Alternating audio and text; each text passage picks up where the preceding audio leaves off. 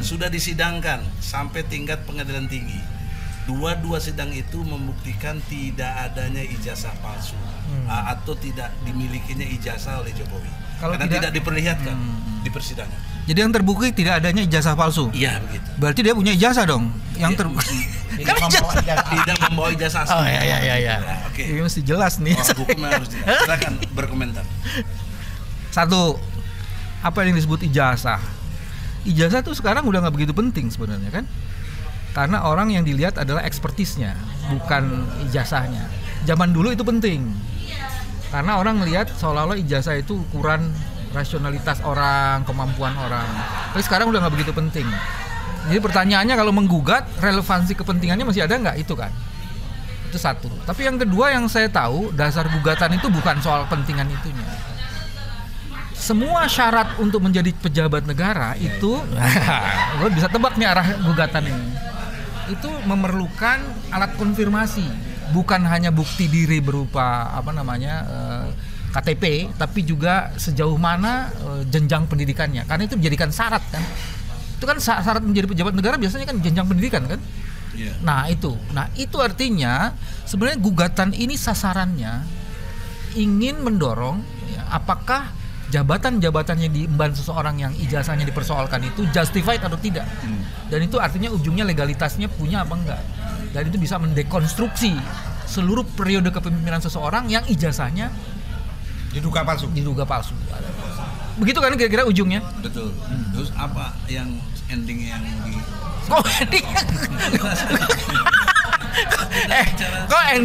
endingnya menurut versi Anda? Saya pikir ini kesempatan emas bagi pengadilan untuk membuktikan sebenarnya apakah memang ijazah itu ada atau tidak. Iya betul. Satu itu. Kalau udah ada baru kemudian kan pertanyaannya palsu atau tidak sangat tergantung dari ada tidaknya ijazah gitu. Kalau nggak ada ijazah terus kita mau bilang palsu aja bukan palsu, emang nggak punya ijazah. Tapi sampai detik ini sudah 30 orang saksi. 3 dari kita ahli, satunya Rocky Gerung, Profesor Aceng, sama Dr. Taufik, ahli pidana. Dari mereka 27 orang. 5 ahli, selebihnya biasa, teman SD, teman SMP. Sobat Egy, pertanyaan sederhana. Kalau ahli kan ngomong soal pendapat, keahliannya. Ijazah itu ngomong soal peristiwa, Bos. Betul. Ini ada nggak nih barang itu? Makanya saya bagi-bagi. Ada yang ahli, ada yang fakta. Nah, fakta menunjukkan tidak ada yang pernah lihat ijazah aslinya. Tidak ada yang pernah. Satupun dari SD, SMP, SMA. Ya. Ini yang menarik sebenarnya gini. Kan kalau alul azas di hukum perdata tuh kan gini, siapa mendalilkan dia membuktikan. Itu perdata. Iya. Ini pidana, Bos, yang di Solo.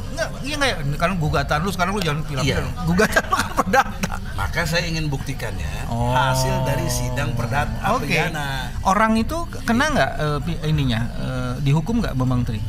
Dihukum 4 tahun. Oke. Kalau begitu ini ya memaksakan narasumber yang nggak ngikutin kasus. Nggak apa-apa. Ini disinilah objektivitasnya. Ini objektif Bang, nggak apa-apa bagus. Saya menduga sebenarnya argumen yang mau dibangun oleh Egy itu adalah satu. Ini siapa dulu orangnya, kita membahas diskusi siapa ini orang ini? Lu yang lu gugat siapa? Jokowi lah. Oh Jokowi presiden sekarang. Iya. Oh harus jelas dong namanya. Saya dulu karena saya ngikutin kasusnya. Saya tutup ini kan udah jalan.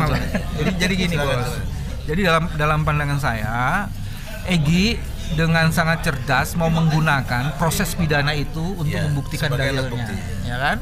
Dan yang mau dipakai itu adalah keterangan saksi di muka persidangan. Fakta-fakta persidangan Fakta-fakta persidangan. Betul. Di bawah sumpah. Ya, di bawah sumpah. Ya kan? Nah, kalau ini bisa dipakai dan diakui, maka itu menjadi menarik.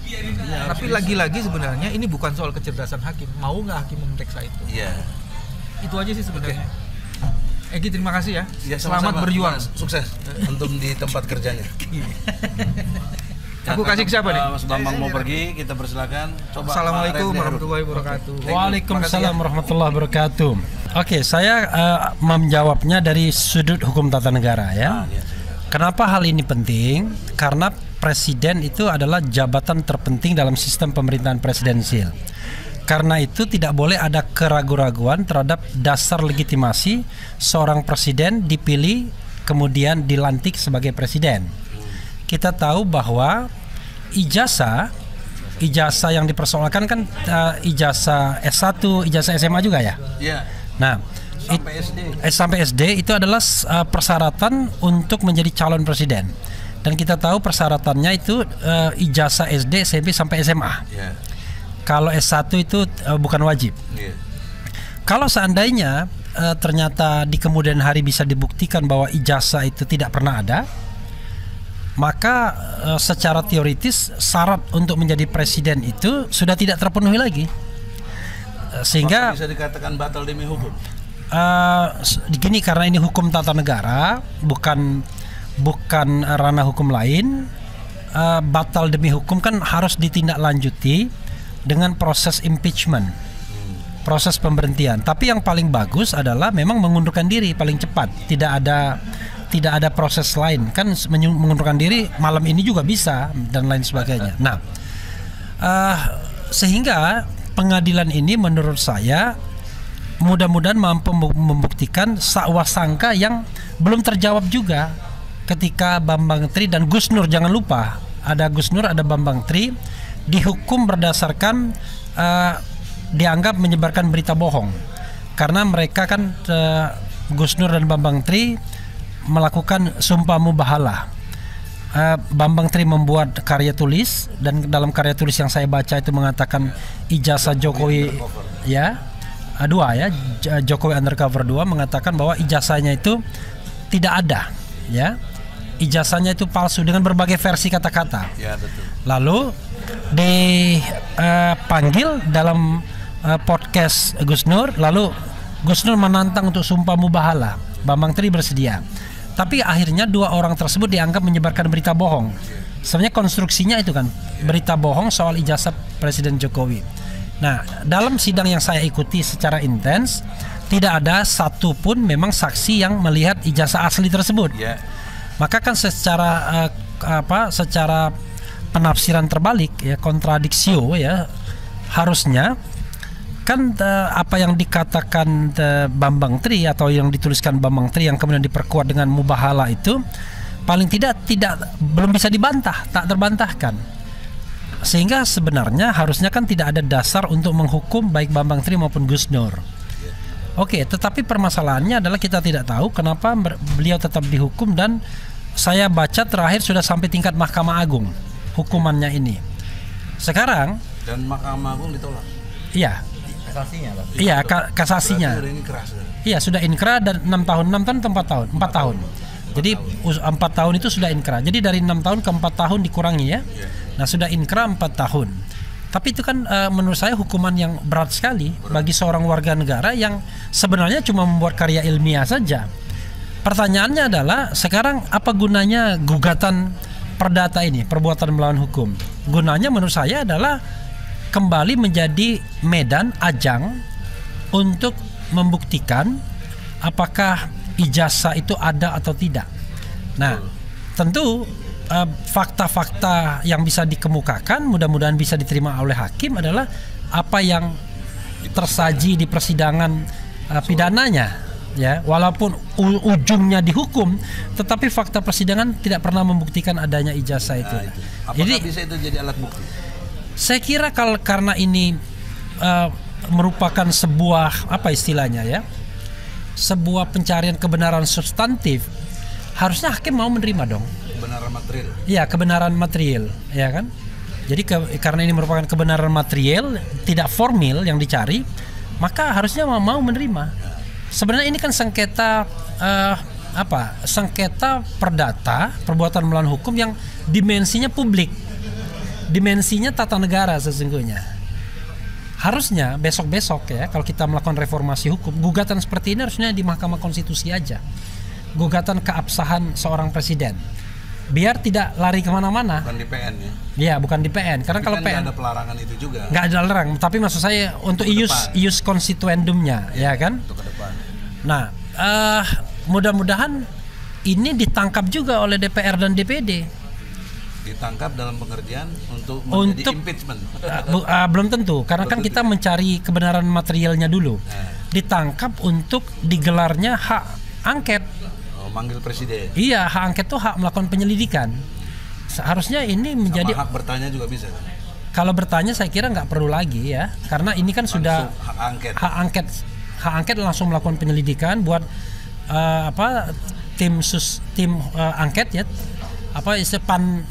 pansus ya kan, pansus angket, dan melakukan penyelidikan terhadap kasus ini. Dan ini so easy, mudah sekali membuktikannya. Kenapa diangkat menjadi pansus angket?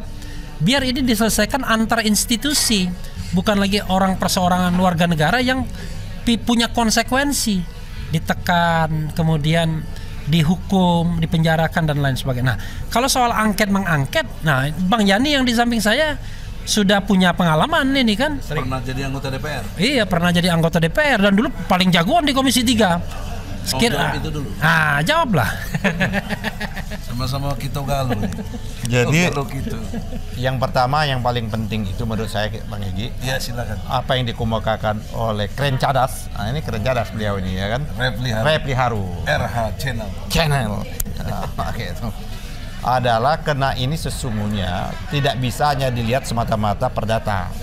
Kan gugatannya Om Egy ini kan gugatan perdata, perbuatan melawan hukum kan. Betul. Tapi tidak bisa hanya meletakkan dalam perspektif perbuatan melawan hukum yang dalam perspektif perdata.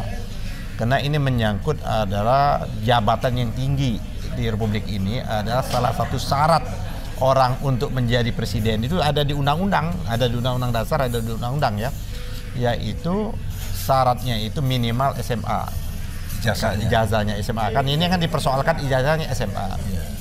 Nah ini ternyata ya kan dalam proses perjalanan diduga keras, ya kan diduga keras, bukan tidak ada ijazah kan, diduga keras bahwa Jokowi tidak mempunyai ijazah asli, ya kan? Seperti itu diduga keras kan.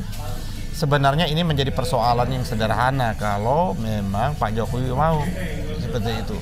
Pada waktu sidang kemarin Bambang Tri yang di Solo, ya.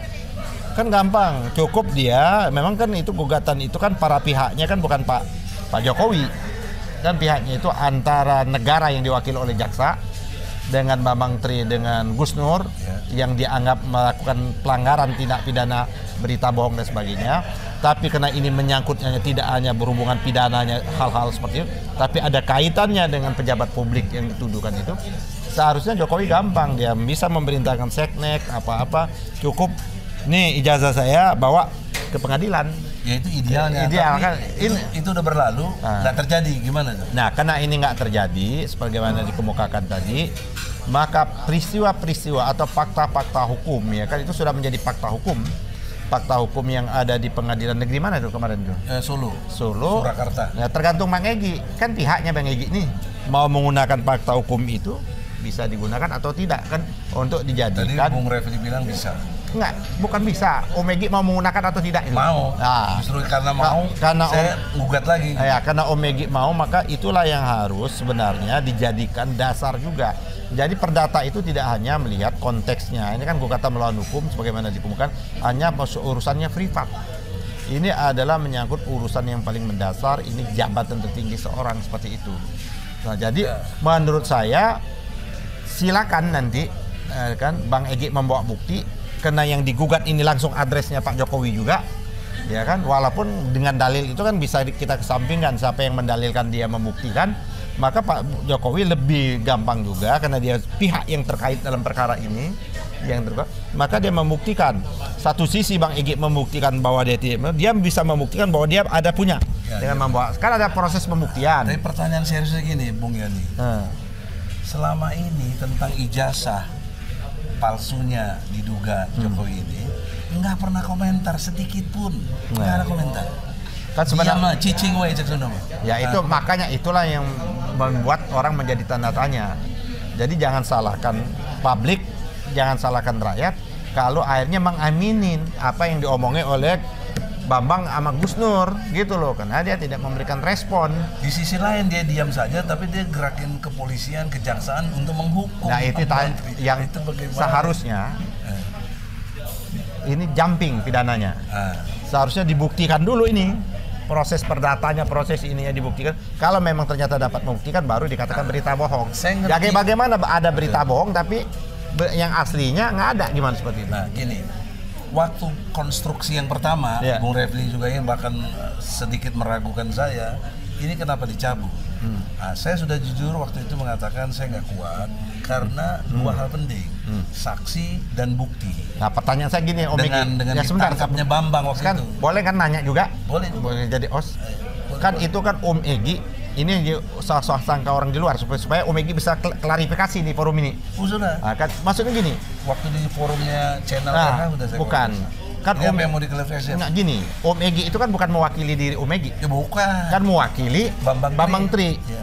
Tidak hanya Bambang Tri, Muslim Arbi ya. Nah, sekarang ini bukan yang kedulu. Yang dulu Bambang Tri, Gus Nur kan. Gus Nur. Nah, orang nanya kok Bambang Tri sama Gus Nur aja nggak mencabut, kan prinsipal. Yang berhak mencabut itu si prinsipal, bukan kuasanya kayak gitu. Kuasanya boleh mundur dong Om Egy. Saya mundur nih karena ini. Nah, orang melihat bahwa belum ada statementnya pada waktu itu, makanya harus diklarifikasi sama Om Egy, menjelaskan ke publik bahwa seolah-olah kok yang mencabut gugatan ini bukannya si prinsipalnya, malah kuasanya kayak gitu loh. Nah, ini, gitu. Yang orang nggak. Balik saya tanya nih. Saya jawab dengan tegas. Ya. Karena sebelum saya mencabut, saya konfirmasi dong. Ya, oke. Kepada Bambang. Artinya gini, sudah sepengetahuan dan sudah sepersetujuan gitu dong. Ya, kalau nggak sepengetahuan, masalah dia nggak setuju, dia akan gugat terus. Ya, ganti itu. pengacara. Ya. Ini nggak ikut aja sama saya. Artinya itu fakta. Pencabutan. Sampai sekarang gugat lagi, ikut lagi. Karena itulah bukti kita ada koordinasi, bukan. Tapi pasti dipastikan yang sekarang yang menggugat Gus Nur satu. Gus Nur enggak. Bambang Tri. Bambang Tri. Rizal Fadila. Muslim Arbi. Taufik Bahudin. Sama satu lagi siapa? Aduh. Ya Bambang Tri. Ya tadi Bambang Tri 4 orang berarti ya? 5. Iya 5. Satu lagi siapa ya? Aduh, saya lupa. Bambang Tri. Ya, Bambang Muslim Arbi, Rizal Fadila, Taufik Bahudin. Satu lagi siapa, Rim? Hah? Oh, Hatta Taliwa. Jadi 5 orang yang menggugat. Oke. Ya gitu. Jadi sekarang tambahannya itu. Sehingga apa yang dituduhkan dalam tanda kutip macam-macam, insya Allah udah nggak ada itu. Artinya ini kan tanya sama beliau nih, kan beliau ini ahli tata negara.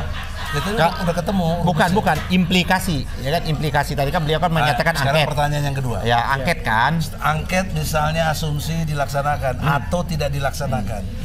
Implikasi hukumnya kan udah terbukti nih nggak ada ijazahnya. Bagaimana pendekatan hukum tata negara menjawab ini? Jadi hukum dimanapun ya itu tidak hanya dibuat tapi juga ditaati. Makanya orang bicara yang namanya law enforcement, penegakan hukum.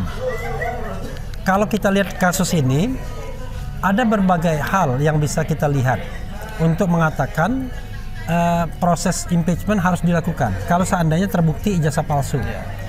Pertama adalah karena dia tidak lagi memenuhi syarat. Sebelumnya pasal 7B Undang-Undang Dasar 1945 itu mengatakan, pasal 7 ya, 7. bahwa syarat untuk pemberhentian itu 7A dulu, pasal 7 ya, pasal 7 itu syarat untuk memberhentikan itu ada tidak lagi memenuhi syarat, ya, melakukan perbuatan tercela, ya, atau melakukan pelanggaran hukum berupa pengkhianatan terhadap negara, kemudian suap, korupsi, tindak pidana berat lainnya, atau melakukan perbuatan tercela atau tidak lagi memenuhi syarat sebagai presiden atau wakil presiden.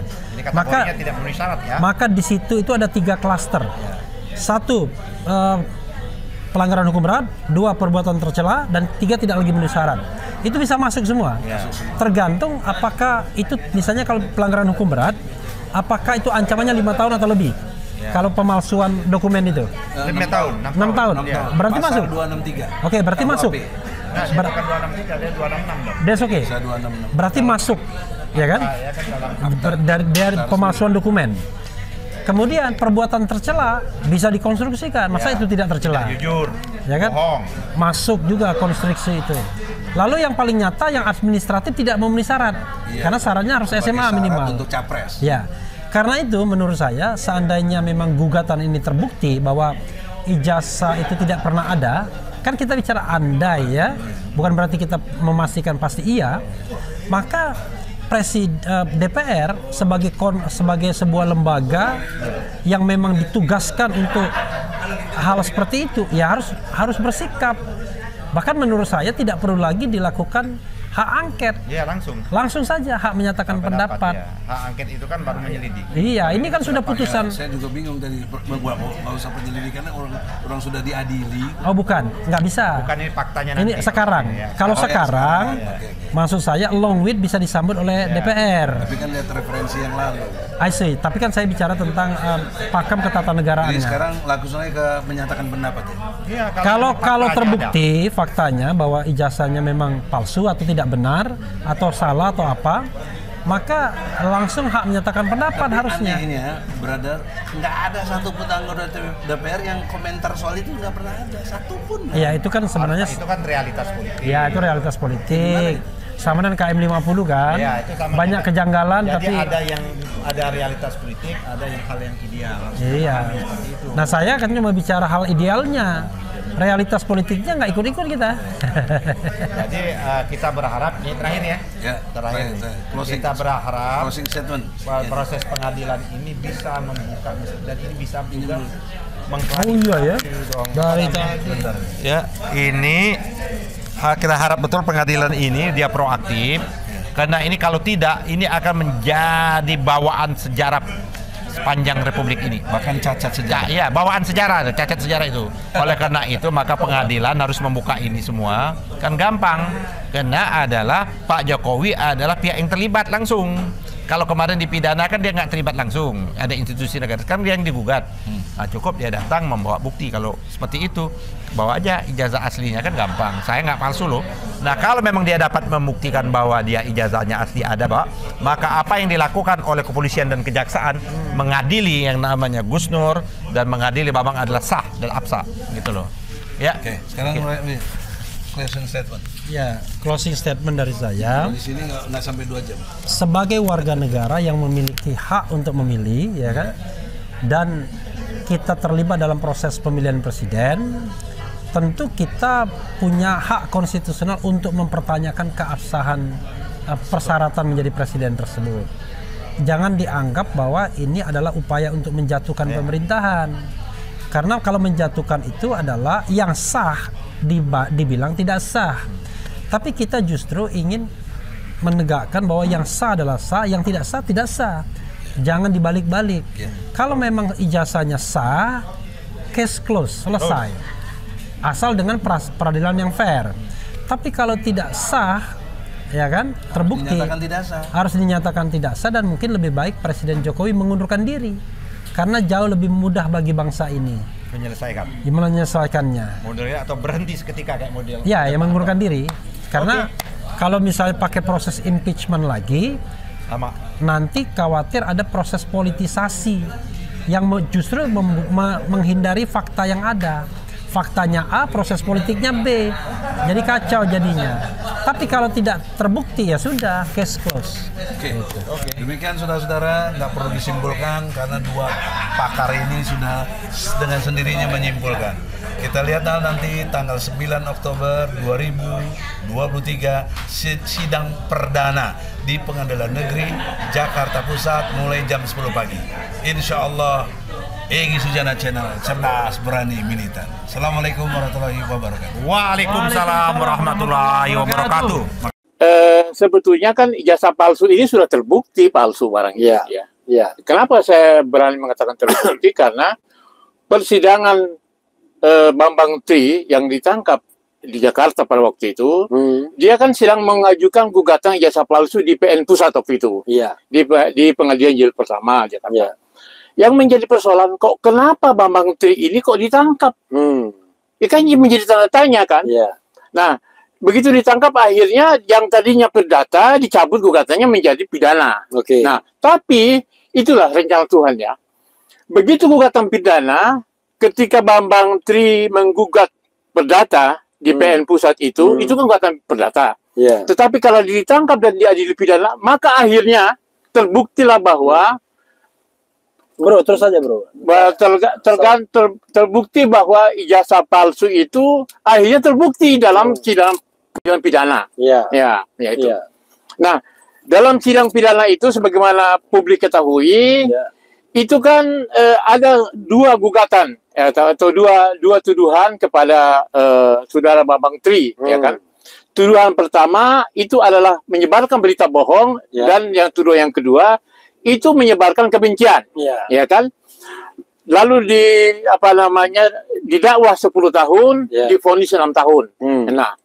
Nah, dalam pengadilan negeri Solo itu divonis 6 tahun.